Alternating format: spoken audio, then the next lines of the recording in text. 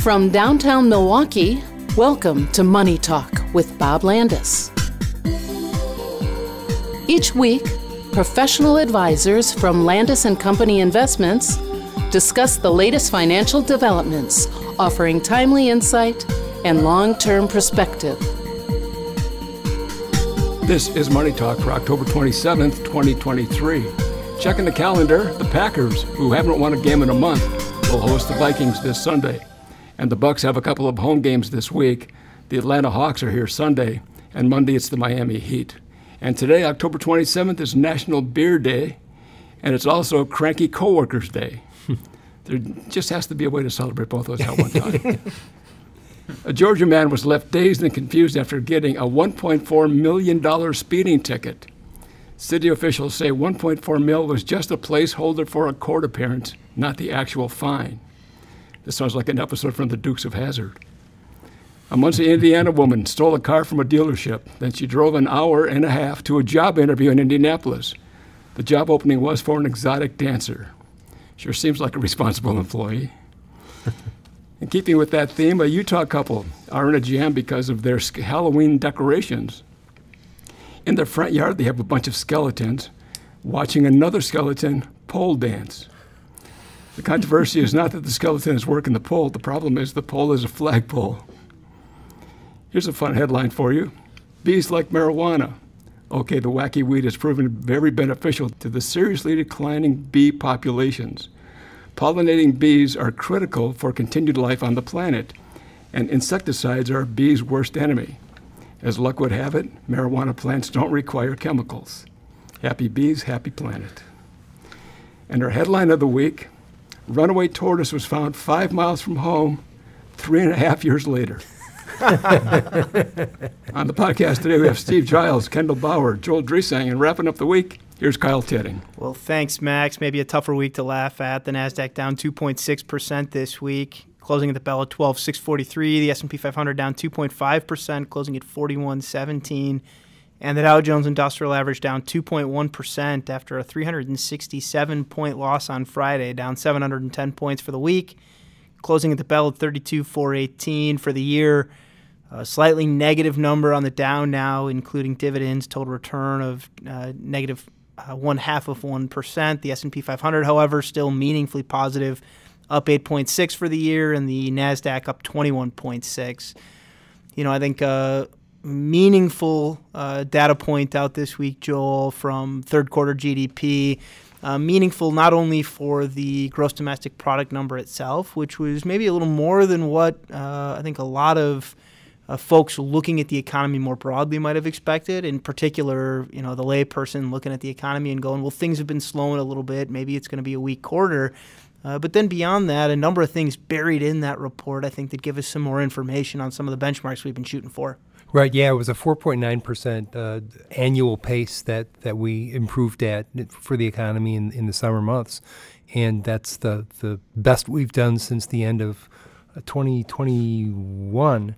So yeah, that was pretty remarkable. That's up from 2.1% the quarter before, and it surprised me, and I mean it surprised a lot of the analysts who make money on forecasting that sort of thing. One of the things that was impressive was, we talk about that GDP mostly is run by consumer spending, and consumer spending was up 4%.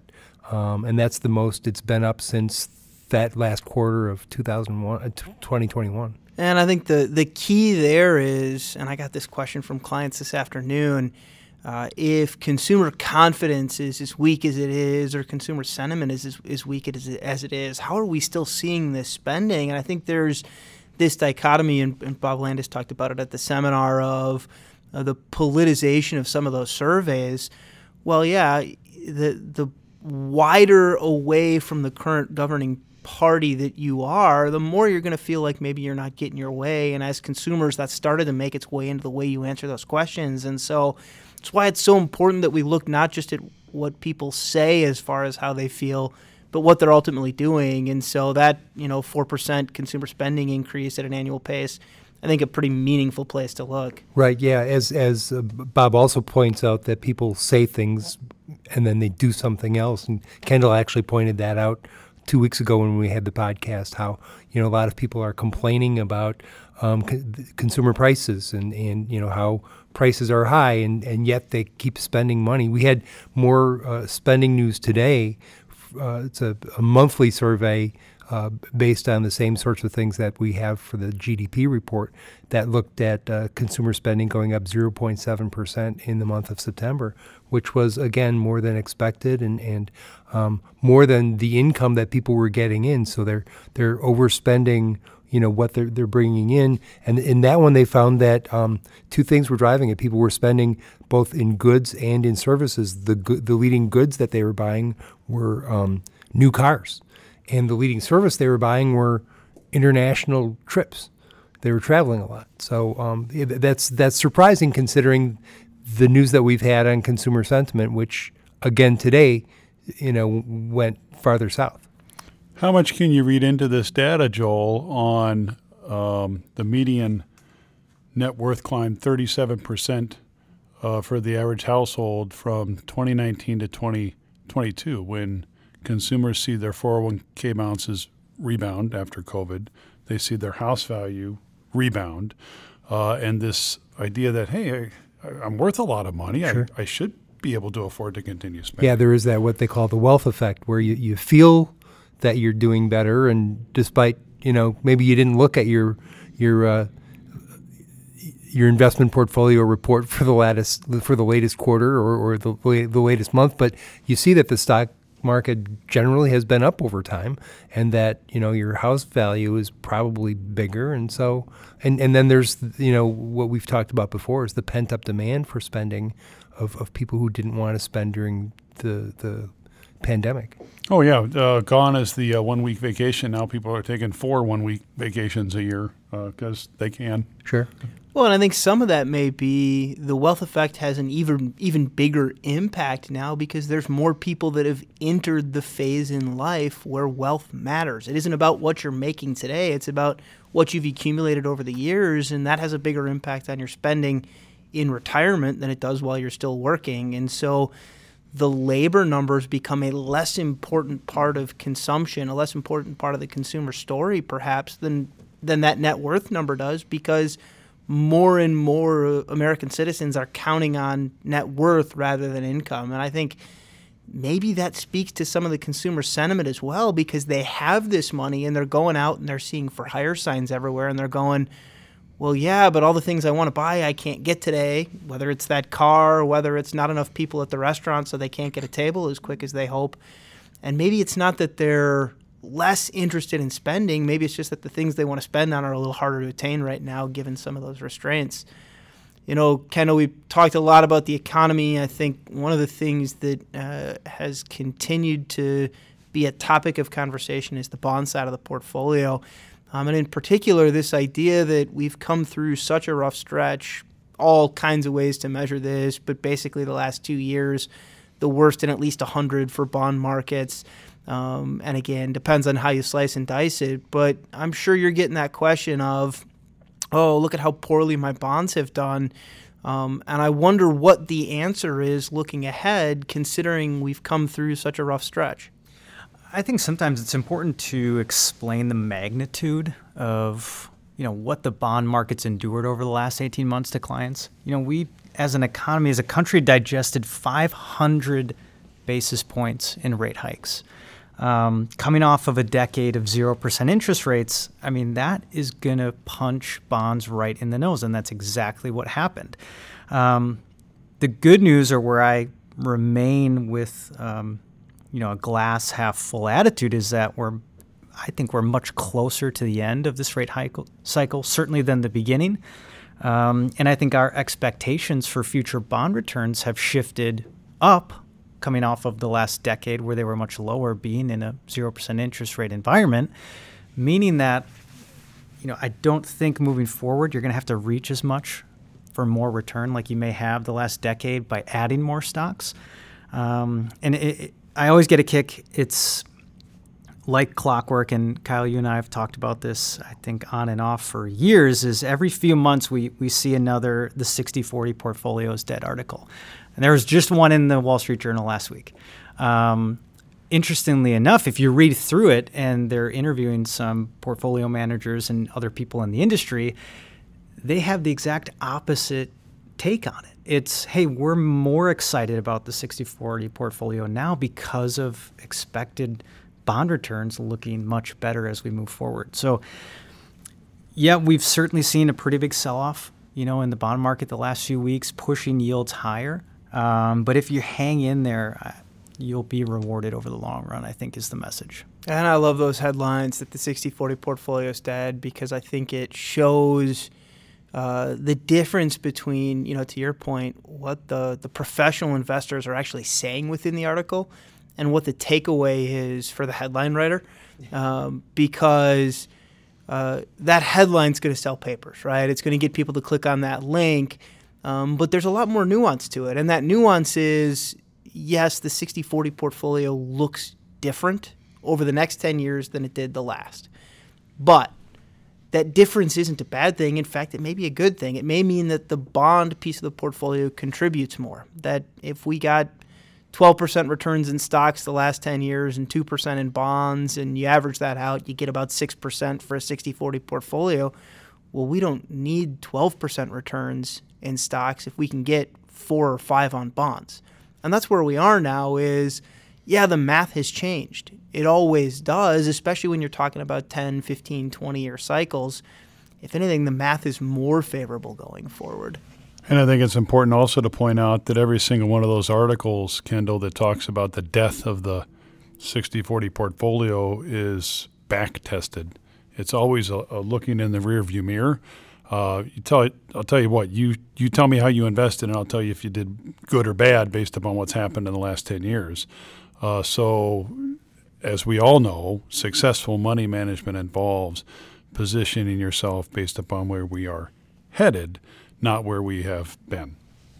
Well, and let's be clear that we don't get to look back and say this is what's going to come next, right? It's at the bottom of every prospectus and every investment statement is that past performance is no guarantee of future results. And so I do believe that the next 10 years look different, and the how and the why are the key piece of that.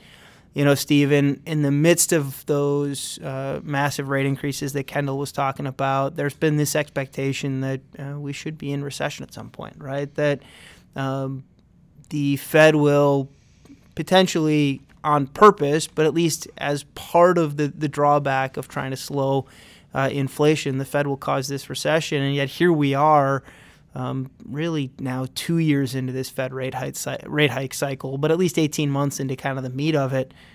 That recession still isn't here. No, it's not. And so I think the question is why? Obviously, the consumer hasn't disengaged. They continue to spend. The labor market continues to be strong. You've got low unemployment. And this all, of course, in the face of the Fed having raised rates. I think where economists got it wrong last year, predicting that we would be in a recession, was that there was nothing to compare what we have gone through to our history of the markets. Yes, 9 of the last 11 times the Fed has raised rate, it's led to some kind of recession or slowdown in the economy. So I think when economists were trying to forecast where we're going to be, they were drawing off of that data. But what we didn't have in past rate increase environments was coming out of a lockdown because of a pandemic. No, I shouldn't say a lockdown, a shutdown, a closing of the economy. You have to keep in mind that everybody who couldn't go out and do all the things they wanted to do during COVID had a burning desire to do that kind of stuff, which has kept consumer spending strong and kept people's pocketbooks open. And Steve, let's not forget that during that time when there was a lockdown or shutdown or whatever you want to call it, the government was stimulating spending. So people were getting money to go out and spend, but they couldn't go out and spend. So we still have that happening. And the other thing that you mentioned is demographics. We've got demographics like we've never had before, and it's getting worse as far as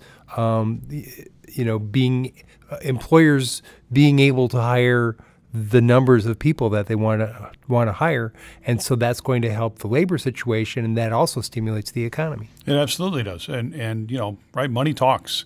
And if people are working and they have jobs and they have a steady paycheck, they're gonna spend that money. And if 70% of our economy is driven by consumer spending, right? We look at that 4.9% GDP number. It's people spending money, and we're entering into a holiday season now.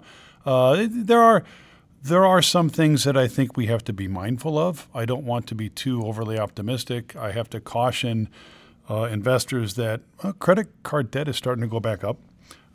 So keep that in mind. As much as people had rebuilt their savings up or paid down their debt during COVID, hey, well, we're not slowing down our spending, but we're finding other means to spend.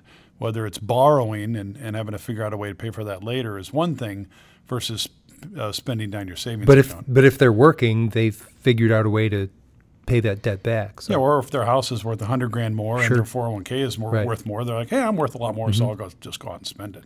I think what's interesting in all this is that we've come now through about 2 months of some pretty rough performance in the stock market.